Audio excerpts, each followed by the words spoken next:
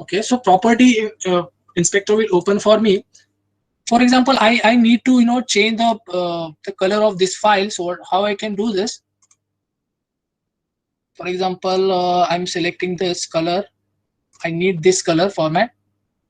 Okay, so we can see, like, the color we can take from this orange color. Okay, I can change the color combination also here. Okay, again I want to give some, the fonts that, I want to change the fonts of this X on the whatever on the X axis or Y axis. So I can do this. For example, it says that, select, like, so this types of this, the bold. I can do this bold command. Okay, some labels that, I can give also. For example, this type is like electricity data. Okay, so this will give me a title for this figures, right? And displays label for 5 to 1 sale. Okay, on x-axis, what is on x-axis? It is x-axis on the row. Also, I can give the what y-axis data. Okay,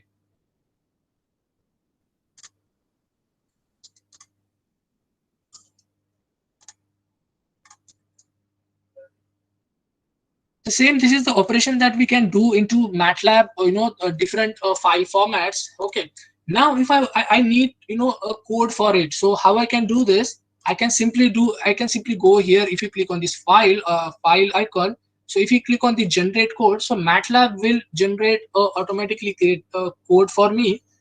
So you can save it, that code further, and you can use it.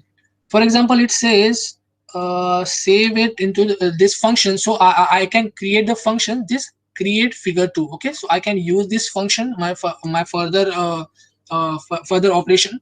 Okay, so you don't have to write, or you don't have to click on somewhere here like plots command, or type this command on this command window.